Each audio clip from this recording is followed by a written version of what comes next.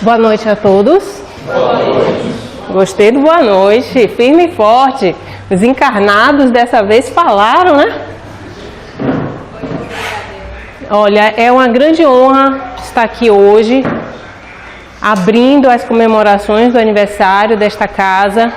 Quem me acolheu com muito carinho foi um dos primeiros centros que eu comecei a praticar, a fazer palestra. E a obra é uma obra difícil, sim, porque todo o trabalho no bem existe uma resistência. E para aqueles que estão realmente no bem, exige uma persistência. Então, vocês estão de parabéns, a casa está de parabéns. E que venham mais 26 anos aí, com muita garra, com muito amor no coração. Que o amor, ele impulsiona tudo, né? O amor realmente nos move. A paixão é aquela coisa por impulso, mas o amor é algo constante. Então eu acredito que uma obra feita com amor vai se preservar por muito e muito tempo. Bem, a apresentação de hoje, ele está carregando aqui, já está ok? Sobre leis morais, é porque eu gosto de uma pauta assim para a gente ir seguindo. Leis morais. Terceira parte de O Livro dos Espíritos. Vocês sabiam que o Livro dos Espíritos é dividido em 4 partes, como se fossem 4 livros. As edições mais antigas, inclusive, vem assim, livro 1, livro 2. A primeira parte do Livro dos Espíritos vai desenvolver as causas primárias. Causas primárias, inclusive, com a pergunta inicial: que é Deus? Olha que desafio. E nos traz muitas elucidações, não só a respeito do nosso Criador, para uma compreensão maior, adentrarmos no livro 2 e entendermos o que somos. O livro 2 vai falar sobre o mundo espiritual, os espíritos e o mundo espiritual. O livro 3 de O Livro dos Espíritos, ou parte 3, vai falar sobre leis morais. E o 4º livro vai falar sobre esperanças e consolações. Didaticamente, o que é que o nosso codificador, Allan Kardec, fez?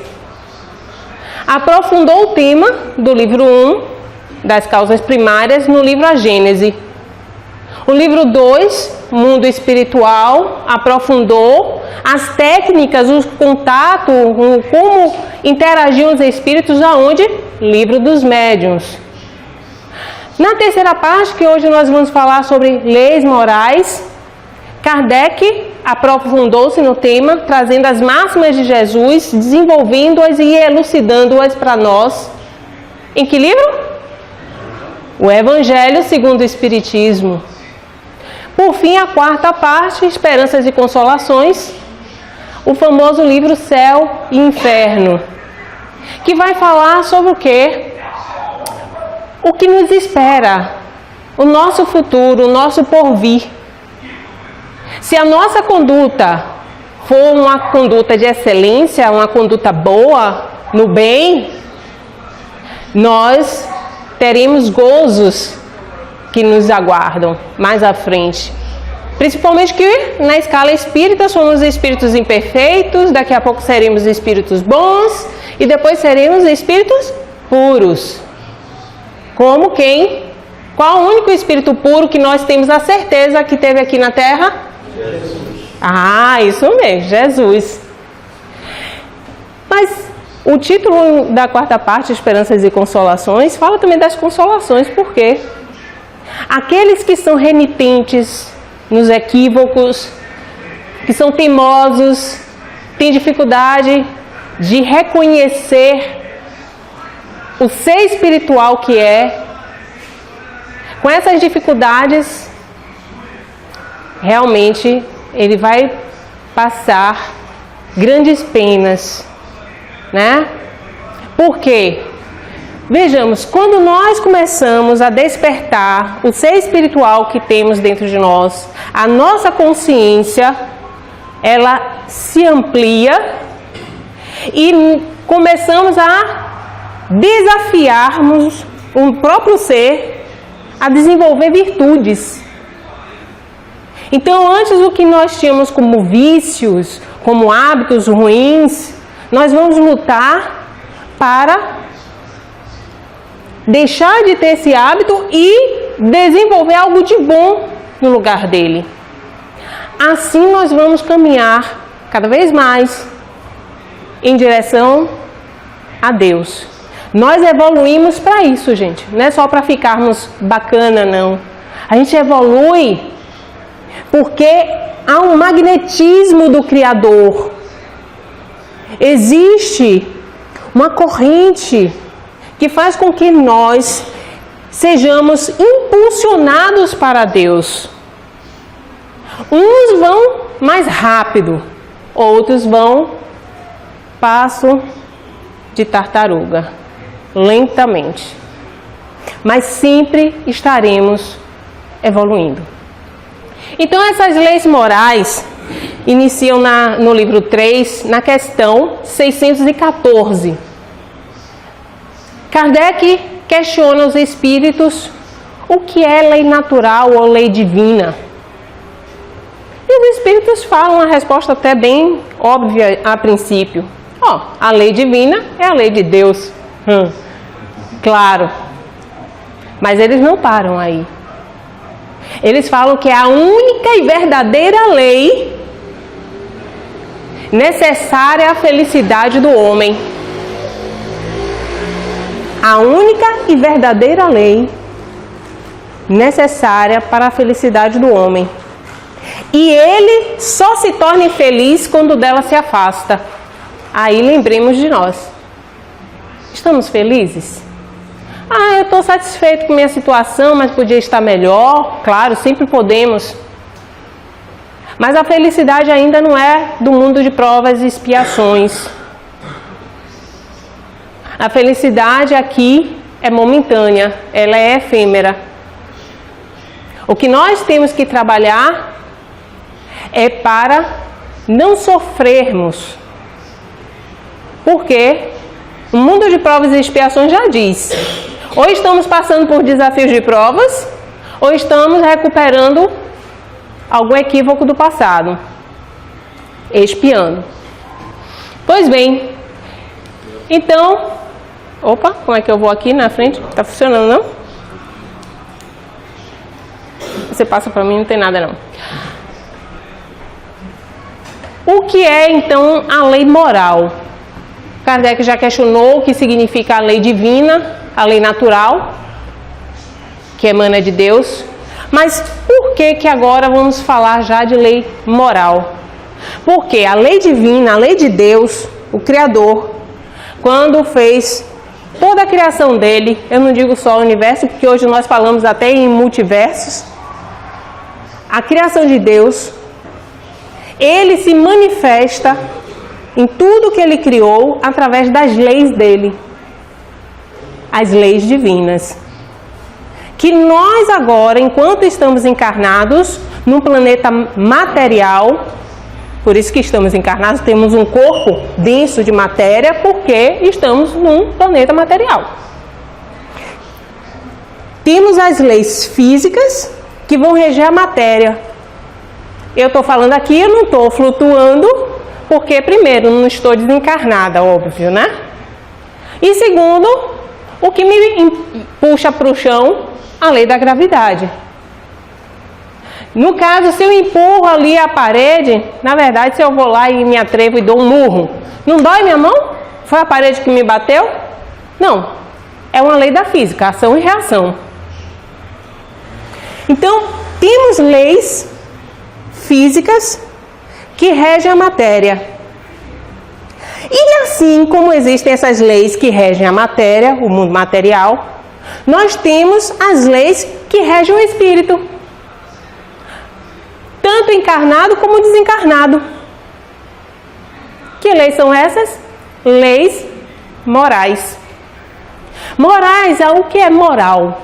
Moral, quando a gente fala em moral, a gente pensa logo em um código de ética, um código de conduta. Não é isso? Moral. Quando a gente fala de moral, eu gosto as últimas palavras, né? O al, porque lembra a lei da alma, moral. É o caráter do indivíduo, o caráter do espírito, o caráter da alma que nós temos que desenvolver. E para desenvolvermos, olha eu procurando o passador.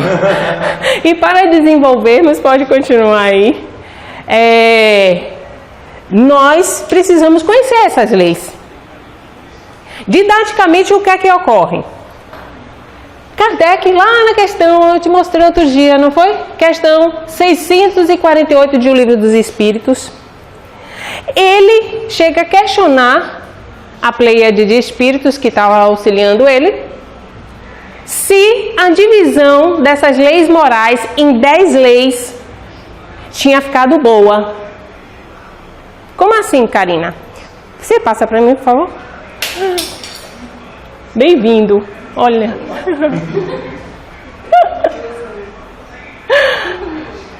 Pode passar mais um. Obrigada.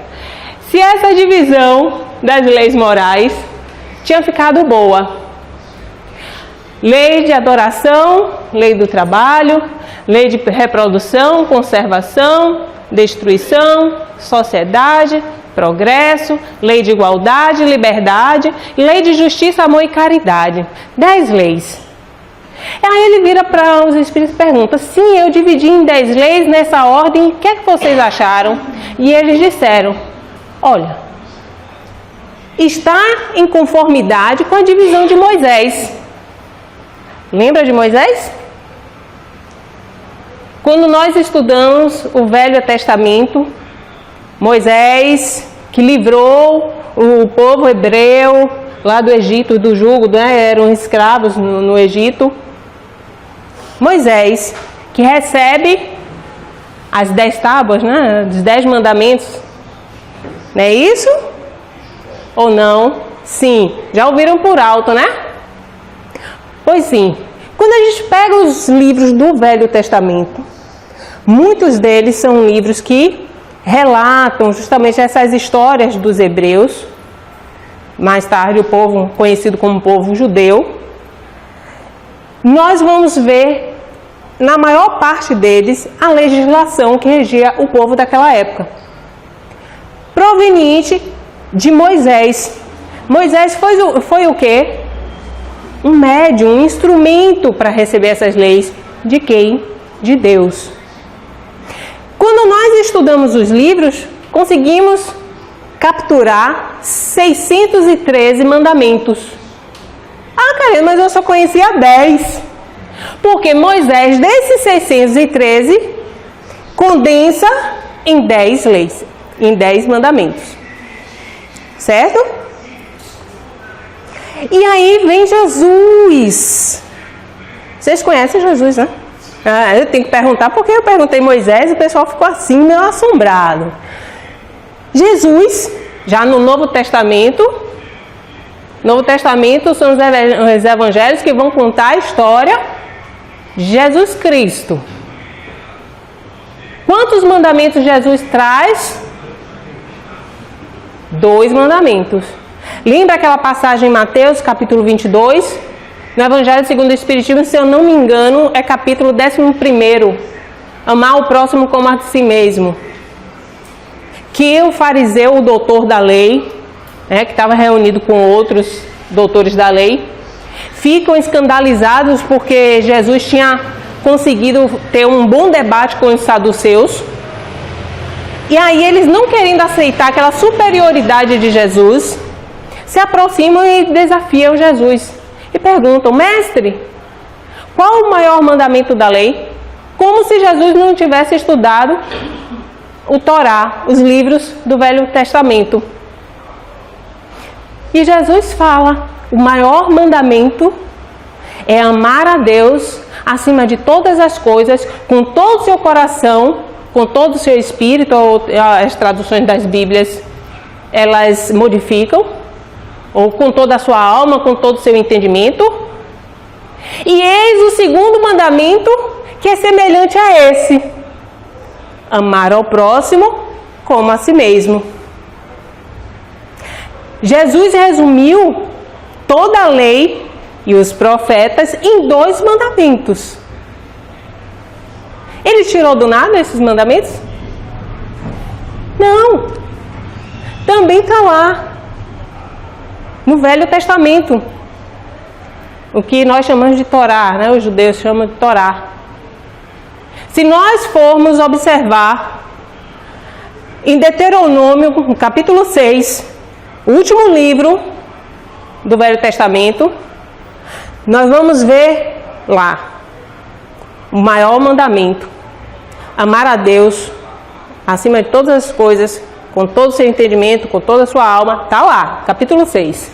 Quem quiser depois dar uma conferida. E o próximo como a ti mesmo, no livro Levítico, no capítulo 19. Esse eu sei o versículo 18. De tanto falar amar o próximo como a si mesmo, eu não lembrei. E tem outras passagens, tem Êxodo também, mas não com essa literalidade. Apenas algumas semelhanças. Então, a lei, ela não surge do nada. Ela tem todo um histórico para estar validada até hoje. Então, partindo do princípio que essa divisão está ótima, aí nós vamos observar o seguinte, que no final da divisão das leis, nessa questão ainda 648, os Espíritos esclarecem. A divisão está maravilhosa, 10 leis igual a de Moisés, mas a última lei, qual é? Justiça, amor e caridade, resume todas as outras. Resume todas as outras. Por isso que eu chamei a atenção para ela. Leis morais, ensino e prática. O Espiritismo cabe estudar as leis morais. Elas estabelecem o que o homem deve fazer e o que não deve fazer. As leis morais impulsionam o nosso desenvolvimento, a nossa evolução, o desenvolvimento de virtudes em direção a Deus. Ou seja, o nosso aperfeiçoamento. E como que, ainda didaticamente, Allan Kardec, ele organiza essas leis no Livro dos Espíritos. É assim, não, pega uma lei, é essa, não, aquela. Baseada na de Moisés, essa daqui a gente bota agora. Não. Ele tem também uma sistematização, como tudo que o codificador fazia, né? Deus. Nós vamos ter contato com Deus através de algumas leis. Nós vamos ver. Mas também nós temos um autoconhecimento, contato conosco mesmo, né? Com nós mesmos. O autoconhecimento é também conseguido, alcançado através dessas leis morais. E também a nossa convivência com o próximo é regida por essas leis morais.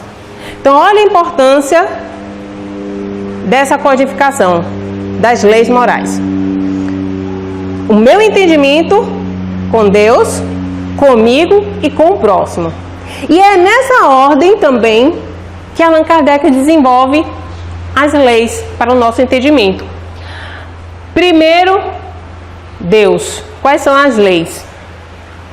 Nós temos a lei de adoração, que é a primeira lei, no capítulo já 11º. A lei do trabalho. No homem, interagindo eu comigo mesma, a lei de reprodução, conservação e destruição. E, por fim, interagindo com o meu próximo, lei de sociedade, progresso, igualdade e liberdade. Então, há uma ordem, uma sequência, que é desenvolvida didaticamente para que nós aprendamos e nós consigamos introjetar essa lei no nosso dia a dia. Porque onde é que ela está escrita? 621 a questão de O Livro dos Espíritos. Onde está escrita a lei de Deus? Na nossa consciência. Então ela já está em nós. Só que a gente não consegue ler. A gente não consegue interpretar. Por quê? No mundo de provas e expiações, no mundo material, a matéria sempre está atraindo a gente. O mais difícil é encontrarmos um ser preocupado com sua evolução espiritual. É raríssimo. Nós fazemos parte de um grupo raro. Então, além da lei, essas leis que eu falei, né? Nessa sequência, por fim, lembra qual é a lei que resume todas as outras? Lei de justiça, amor e caridade.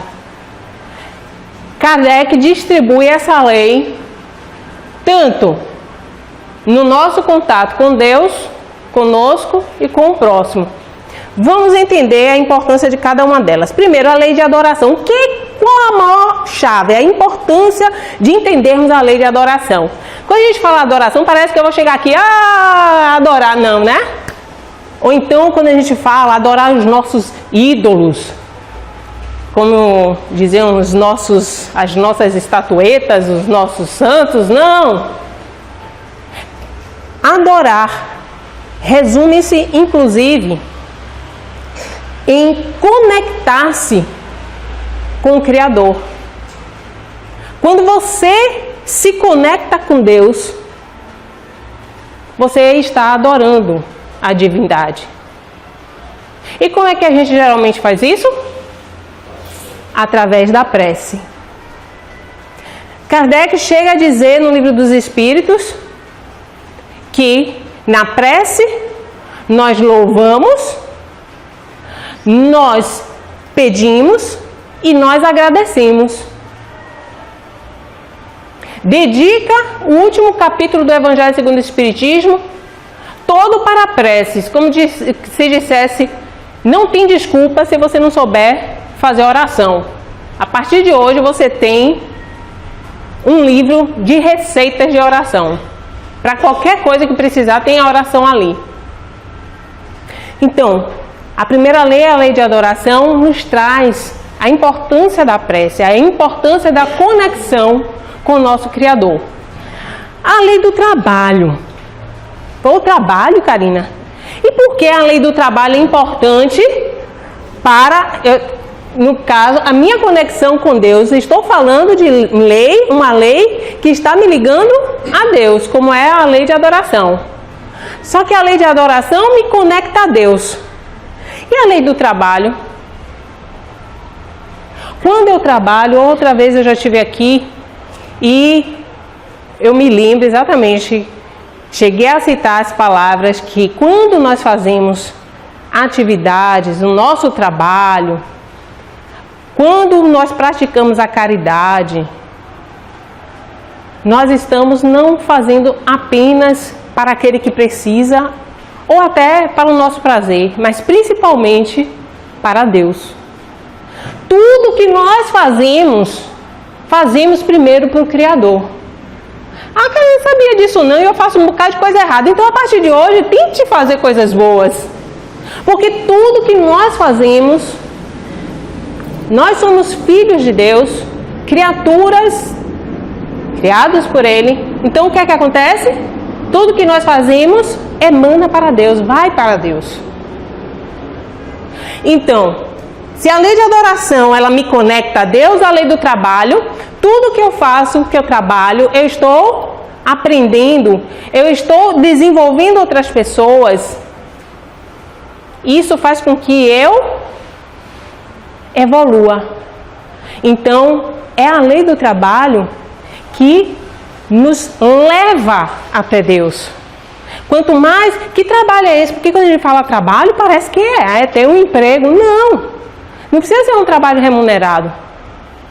Os Espíritos até nos deixam assim, com simplicidade, muito claro, que basta que seja uma atividade em que você seja útil. tudo que nós fazemos no nosso trabalho no dia a dia, e a gente não tem um emprego por um acaso só para ter uma renda, não.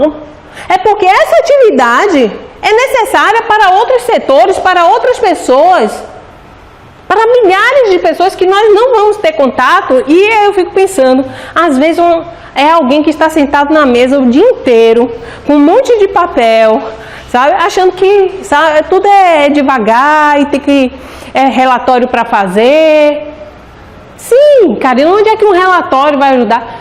O relatório vai mostrar como é que estão os andamentos daquela atividade naquela empresa, fazendo com que a empresa detecte os pontos fortes, os pontos fracos, que o produto se melhore para o consumidor. Quem é o consumidor? Nós. Então, de alguma forma, isso vai chegar até o nosso próximo. Estamos aqui, todos nós temos uma missão. Não sou eu que estou dizendo, não, é o livro dos Espíritos também. Nós temos uma missão enquanto encarnados. Sabe o nosso anjo da guarda? Ele tem a missão de zelar por nós. Toda vez que vamos reencarnar, um espírito, ele vem e fica nos protegendo, nos tutelando, é um tutor, nos orientando, intuindo. Claro, se nós estivermos na mesma sintonia. Se eu não estiver na sintonia do meu anjo da guarda, não tem insight, não tem intuição, não tem nada. Então a importância de lembrar que temos um anjo protetor. Lembra, anjo, Karina, por que anjo? Os anjos fazem parte de que ordem evolutiva dos espíritos? Imperfeitos como nós? Já são da segunda ordem, espíritos bons. Os bons espíritos, o bem é muito mais forte, prevalece do que fazer o mal. Tenha certeza então que o espírito que está zelando por você, quando você reencarnou, quer o melhor para você, quer o seu bem. Mas não é só ele que tem uma missão, não. A gente, quando reencarna, também reencarna com a missão de fazermos o melhor possível como co-criadores de Deus, na criação universal, fazermos a nossa parte. Então, a partir de hoje, se sintam, aqueles que não se sentiram até agora, se sintam importantes. Todos nós temos uma grande importância nesse quebra-cabeça de Deus. Lei de reprodução. Nós agora vamos nos relacionar, saímos da relação com Deus para uma relação conosco, ou seja, comigo mesmo, um autoconhecimento. Autoconhecimento, Karina, que eu saiba, autoconhecimento está lá na questão 919, não é isso? Não. Quando a gente fala em lei de reprodução, nós estamos falando quando eu tenho um afeto por alguém. Então eu tenho que conhecer os meus sentimentos, as minhas intenções. A lei de reprodução, ela está atrelada muito ao casamento. Para eu reproduzir, geralmente, eu vou ter uma relação. E qual é a proposta da reprodução? Reproduzir a espécie, somente a gente aqui é bom reproduzir, né? É isso? Não. Não é só perpetuar a espécie. Quando nós reproduzimos, o que é que ocorre? Quando alguém nasce, o que foi que ocorreu? Uma encarnação. Essa reencarnação é promovida pela reprodução. É um espírito que está tendo possibilidade de reencarnar através de um corpo que na reprodução foi elaborado. Olha a importância disso. Conservação. A conservação, a lei de conservação, sim, está mais ligada à preservação da espécie. Então, na conservação, os espíritos nos elucidam que os nossos instintos de sobrevivência vem de toda uma história evolutiva. Por exemplo, no Livro dos Espíritos, na questão 23, Kardec questiona aos espíritos o que é espírito. E os espíritos respondem: é um princípio inteligente do universo. Princípio inteligente. Quando chega mais à frente, na questão 76, no livro 2, que fala do mundo espiritual, já vai questionar novamente, parece a mesma pergunta até, o que é o espírito? Fica parecendo que a pergunta está repetida. E os espíritos respondem: ser inteligente da criação. O que é que houve aí? Eu era um princípio inteligente. Eu era algo, o princípio é o quê? O básico, a base. Evoluí, agora me tornei um ser inteligente. O que é que aconteceu? Me tornei da espécie humana. E agora começo a desenvolver a razão. Por isso que algumas correntes do Espiritismo zelam que nós começamos a desenvolver o princípio inteligente no reino mineral. Outras correntes dizem que é no reino vegetal. Mas nós passamos pelo reino animal até chegar ao reino hominal, a humanidade. Eu sou adepta da primeira corrente, eu gosto de chegar lá desde o átomo, eu já fui um átomozinho. Eu gosto porque tem um magnetismo, porque tem uma sequência lógica, como é que os elétrons têm a velocidade para girar, a quantidade certa, a atração ali, a lei da física está regindo aquele princípio. Então, nós também não trabalhamos o magnetismo. No centro espírita, o que é mais fácil quando nós recebemos o magnetismo é através de quê? Do passe. É uma transferência de fluidos que foi desenvolvida ao longo do tempo pelo magnetismo, as técnicas de magnetismo. Lei de destruição. Carina, para que uma lei de destruição? Quando a gente desencarna, o que é que acontece com este corpo material que eu vivi a minha encarnação? Ele se decompõe, né? Ele se destrói, vamos dizer assim. Mas nós deixamos de existir? Não. O espírito é imortal. O que deixa de existir é o corpo, né? O corpo ele vai se decompondo, passando por uma transformação. Então essa lei, na verdade, né, não deveria nem ser assim, para o nosso entendimento, com esse nome de destruição, que parece que vai acontecer assim, vamos jogar uma bomba aqui, uma tragédia vai acontecer, mas faz parte também. E, no entanto, nós conseguimos entender melhor como transformação. Quando nós vimos essas tragédias, como eu disse, né, de tsunami, terremoto, e aí morre um bocado de gente, aquelas que a gente chama de desencarnações coletivas, e ficamos compadecidos da dor daqueles que estão passando por todo esse sofrimento, os que ficaram, os que já foram, como foram. Sim, é o resultado de uma transformação. O que é a transição planetária? Estamos saindo do estágio de um planeta de provas e expiações para passar para um mundo de regeneração. Algo um pouquinho melhor. Então, o que ocorre? Nós vimos essa transformação, inclusive no próprio ser espiritual. As pessoas despertando para se preocuparem. O que é que tem depois da morte? Como eu devo me conduzir enquanto estou aqui, antes de partir? Algo muito mais além do que aquela velha história do materialismo, né? Eu sou matéria, do pó vim ao pó retornarei. Isso não existe mais. Isso está ultrapassado. Então, a lei de destruição, ela vai fomentar a transformação. Transformação do ser, transformação dos grupos sociais, da humanidade em geral.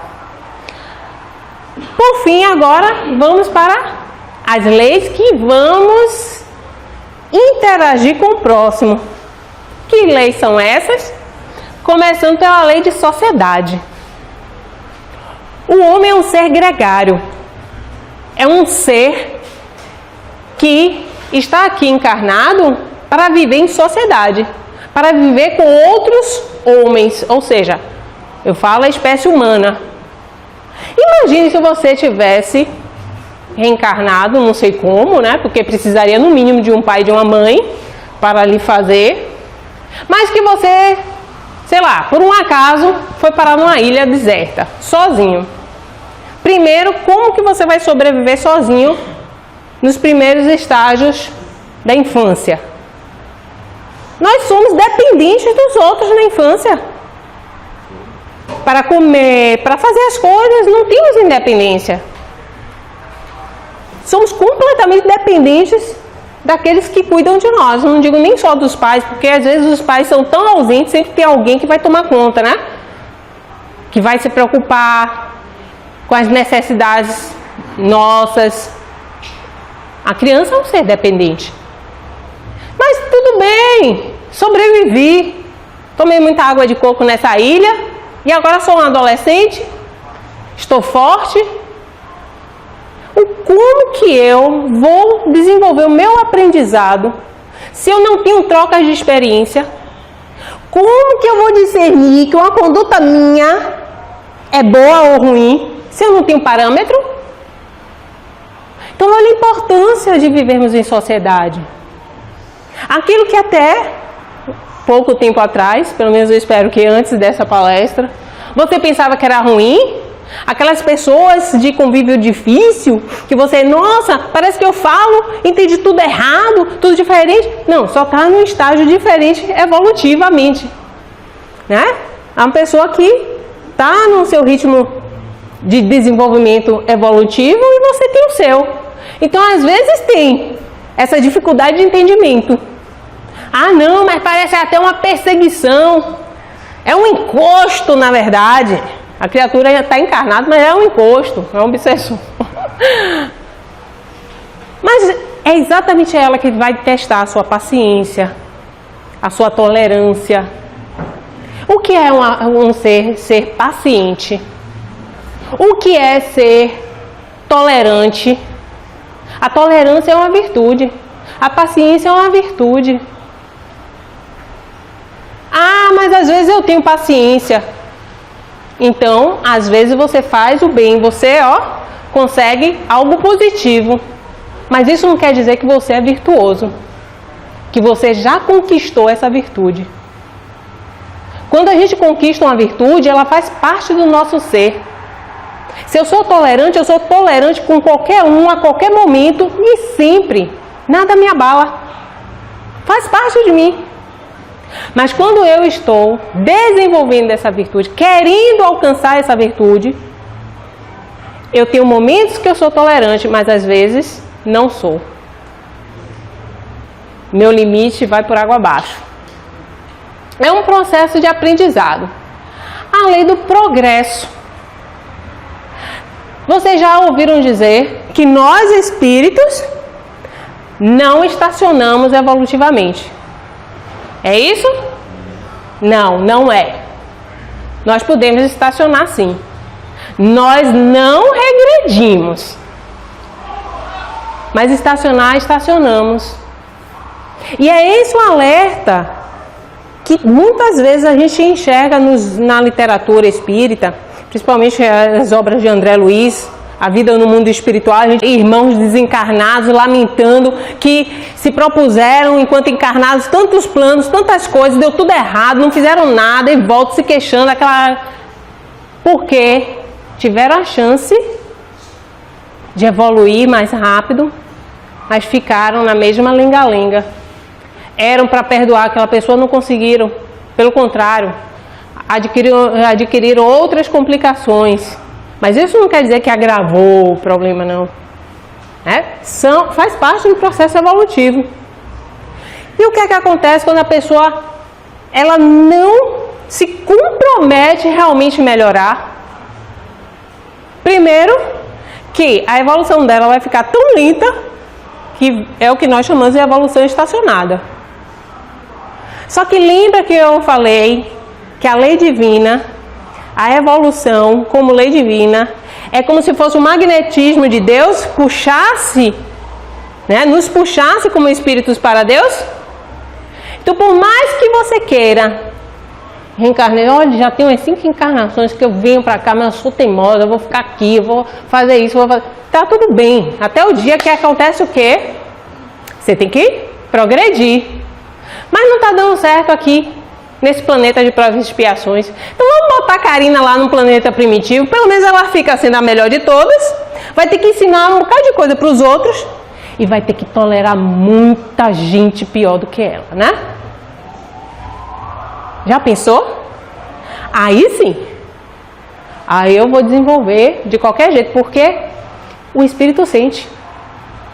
Imagine, é que nem você está aqui em Salvador, você vem do interior, está aqui em Salvador e está satisfeito de estar morando aqui em Salvador, pensando que você agora vai se mudar, vai para Nova York. Aí vem assim, não, olha, você não vai para Nova York não, você vai voltar lá para Cocorobó, que é a terra próxima de minha mãe. Vai voltar lá para Cocorobó. Aí você vai dizer, oxente, me deixa aqui pelo menos. Não é assim? Não, você teve todas as chances de se melhorar em Salvador, você não... nem deu bola. Então agora você vai para Cocorobó e tudo isso que você já tinha aprendido aqui em Salvador, você vai ensinar lá em Cocorobó. Eu continuo no mesmo estágio evolutivo, só que num lugar muito pior. Entenderam?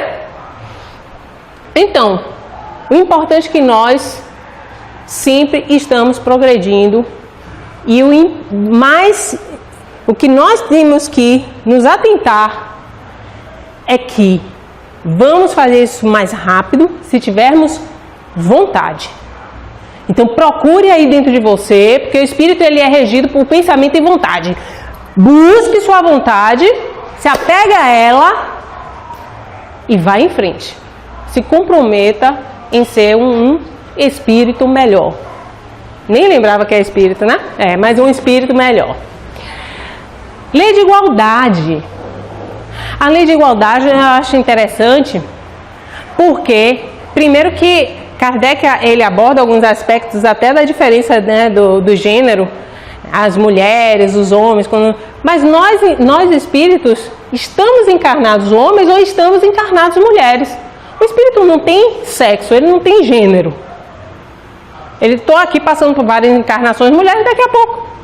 Agora vai ser necessário você aprender algumas coisas que só encarnada como homem que você vai conseguir absorver, Karina. Aí eu chego aqui, vou ser todo malhadinho, claro.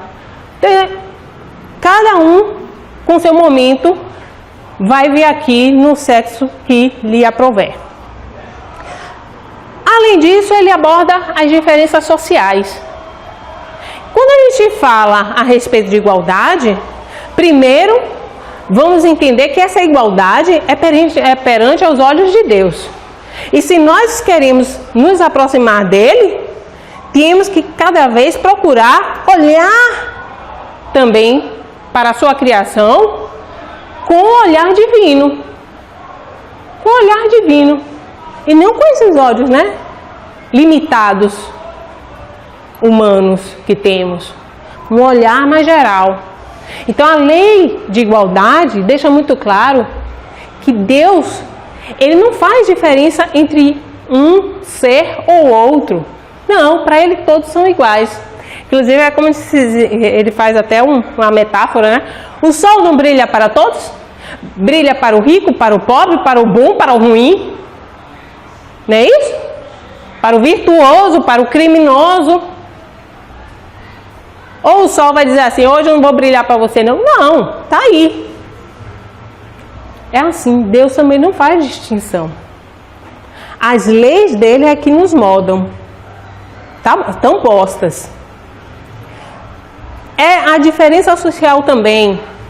Nós vamos ver na lei de igualdade que essa desigualdade social que nós vemos é a concentração de renda.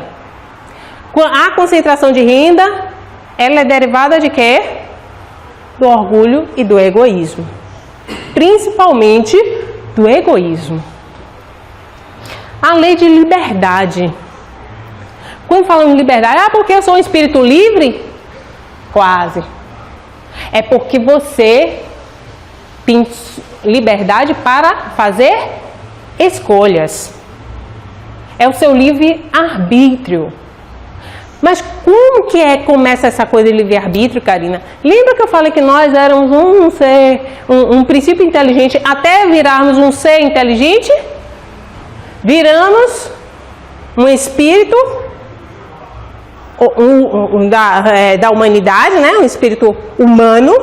Agora, se tivermos que reencarnar, passar sempre pela experiência da matéria, ou seja, reencarnar o quê? Ter um corpo material, num planeta também seja material.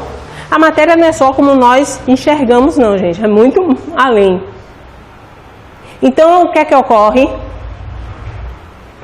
Se nós vamos reencarnar com um corpo material, precisamos da matéria, sim. Mas, lembra que nós estávamos no mundo primitivo? Basta encarnar? Não, nós vamos evoluindo e galgando os degraus da evolução até alcançarmos um planeta, por exemplo, como agora, o de provas e expiações. Ou seja, vocês também, já estiveram encarnados num planeta primitivo. E a razão ainda é apenas um pequeno alfinete. Quando nós continuamos essa evolução, passando pelo planeta de provas e expiações, como estamos fazendo, já estamos com a razão mais aguçada. Cada vez mais. Regeneração, mundos felizes, celestiais. Cada vez a razão vai estar imperando. Estaremos com um raciocínio mais divino. Divino. E aí vem um livre-arbítrio.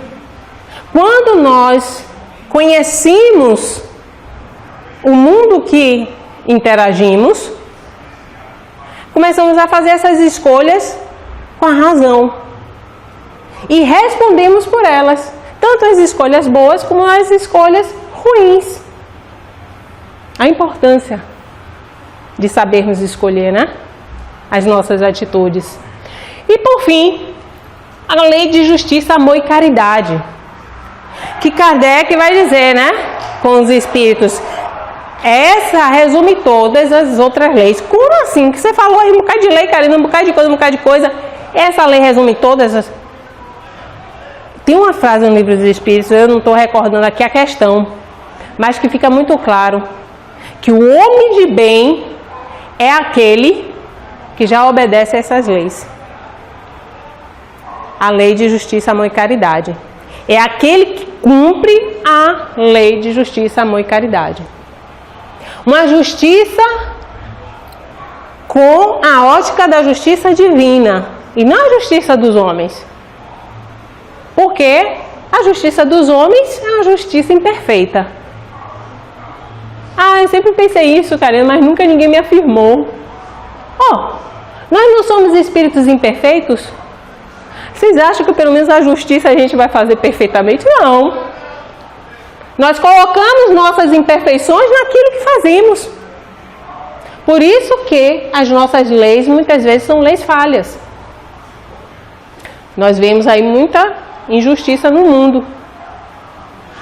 A justiça realmente, como ela deve ser feita, é a justiça divina. Dessa ninguém vai escapar. Ninguém. Amor. Lei de amor. Como é bonito falar lei de amor, né? Até então, quem é que nos traz realmente o sentido do amor nesse mundo que vivemos? É Jesus. Jesus diz, olha, a lei de amor está lá no Antigo Testamento, como a Karina falou aqui, né? No Deuteronômio, no Levítico. Mas não basta você amar o próximo e a si mesmo. Que tipo de amor que você está dando ao próximo? Que tipo de amor que você está se nutrindo?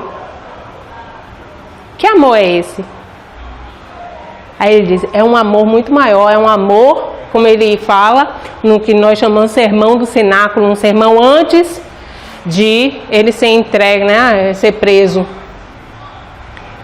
Ele fala, amai-vos uns aos outros como eu vos amei.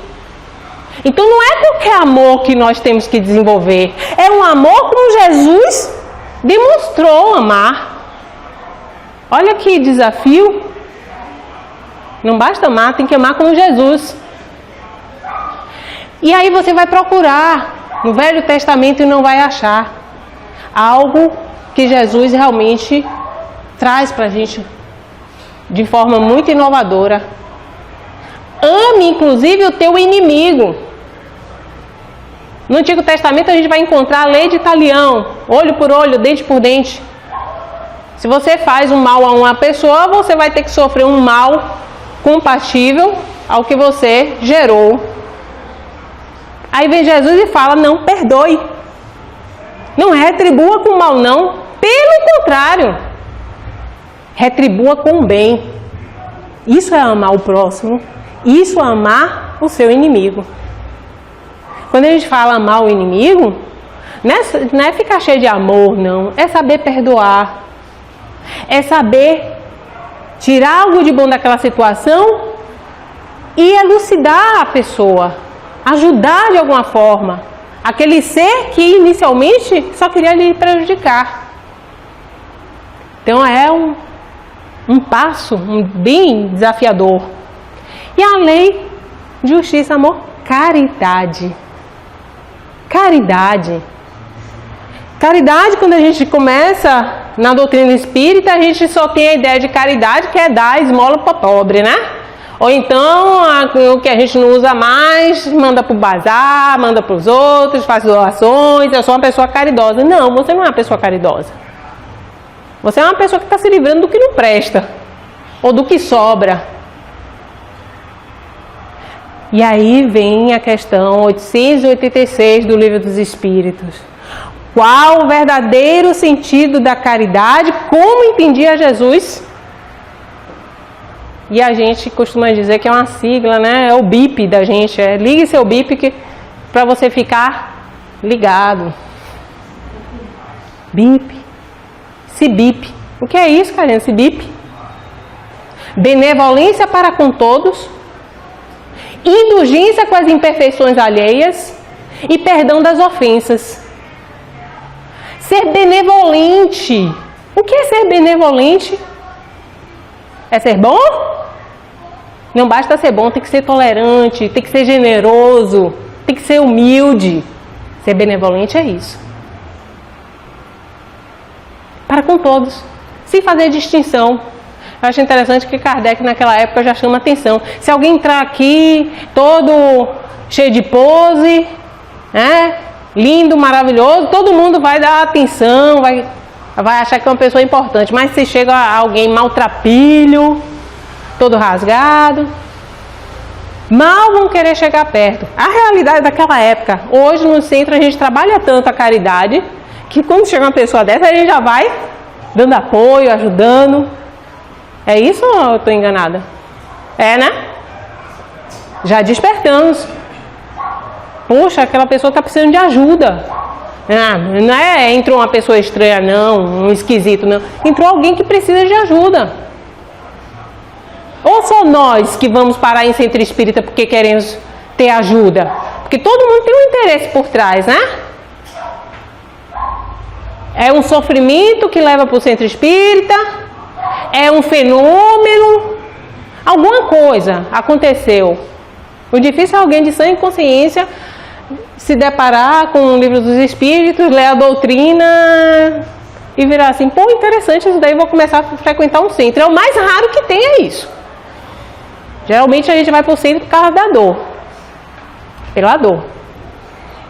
Então essa caridade como entendia Jesus. Benevolência para com todos, indulgência com as imperfeições alheias. Indulgência com as imperfeições alheias é o quê? É o deixa pra lá? É a paciência, né? É entendermos que indulgência com as imperfeições.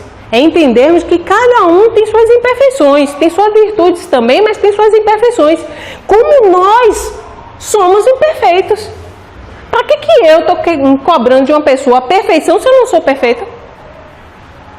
Então, assim como nós gostaríamos de sermos entendidos nas nossas fraquezas, ou sermos admirados pelas nossas virtudes, o outro ser também quer a mesma coisa.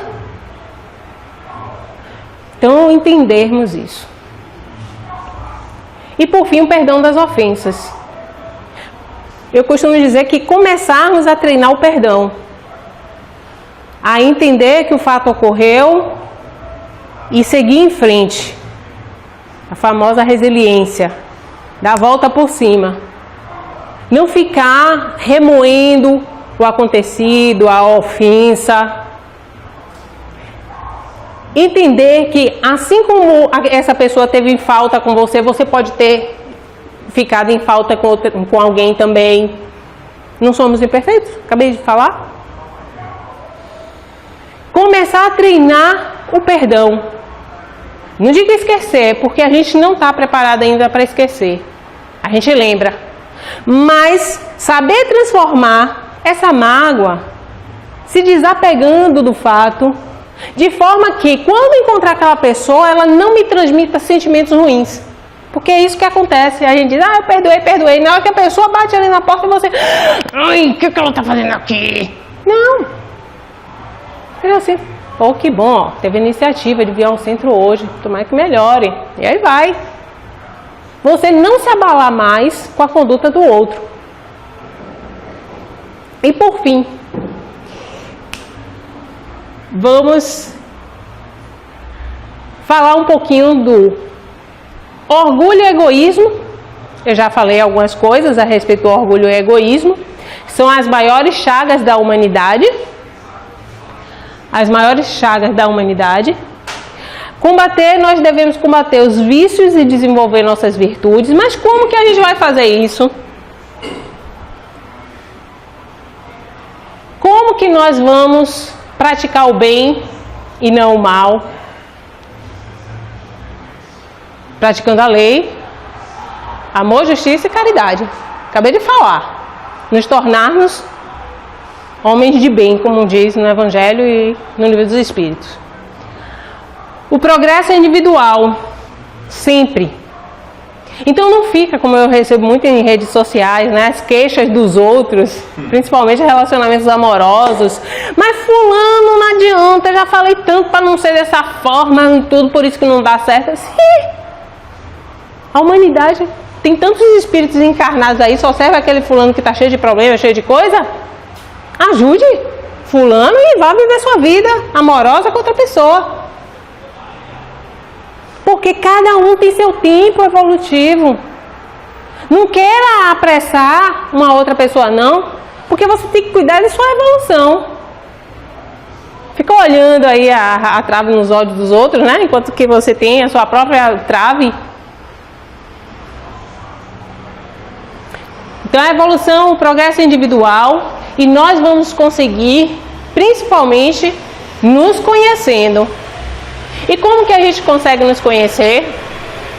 No Livro dos Espíritos tem a questão 919, que a resposta dos Espíritos é simples. Já dizia um sábio da antiguidade, conhece-te a ti mesmo. Um sábio da antiguidade, ou seja, cerca de 400 anos antes de Jesus. Oráculo de Delfos, a entrada do oráculo é com essa frase, conhece-te a ti mesmo. Aí Kardec diz assim, isso já existe realmente, né? Séculos antes de Jesus, mas pelo jeito a gente não está sabendo fazer. E aí vem Santo Agostinho, o Espírito de Santo Agostinho, e dá uma receita. Como que nós podemos nos conhecer melhor? Fazei o que eu fazia quando vivia na Terra. Todos os dias, após a jornada, repassava o meu dia. O que teria feito de bom, o que teria feito de ruim. se poderia ter feito algo melhor do que fiz. E aí, ou seja, repassar todo o seu dia. E ele fala, né? À noite. Todo dia à noite, todo dia ao fim da jornada. Ele ainda fala assim, o que é ao fim da jornada? O que é à noite? Porque que, além disso, é importante fazer essa análise do dia. É importante que ela seja feita ao final do dia. É porque você não vai fazer mais nada, é? O espírito, ele não para. Pode até descansar de vez em quando, mas não para. Quando nós dormimos, o que ocorre? A emancipação da alma.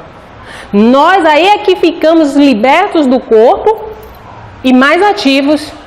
Interagimos no mundo espiritual. E o que é que ocorre? Se nós não paramos para examinar as nossas condutas, querendo ser espíritos melhores, ou seja, deixa a vida me levar, já cheguei, tô cansado, vou dormir de qualquer jeito, às vezes toma até uns negocinhos para dormir mais rápido. O que acontece? Vai para o mundo espiritual, essa sintonia atraindo espíritos inferiores. E se você tem determinados vícios que você pensaria em combater, são espíritos com esses mesmos vícios que vão estar com você. E aí você fica com sua evolução atravancada, né? Não sai do lugar. Travada. Então, tem essa questão de O Livro dos Espíritos que eu oriento que vocês dêem uma olhada. Quem não tiver O Livro dos Espíritos, aproveita e adquire aqui, que é muito importante realmente. Então, fazer essa análise e chega a Santo Agostinho a fazer uma colocação que eu acho interessante, que ele diz assim: pense, quando você estiver fazendo essa análise do seu dia, por fim, pense o seguinte: se neste momento eu tivesse que desencarnar,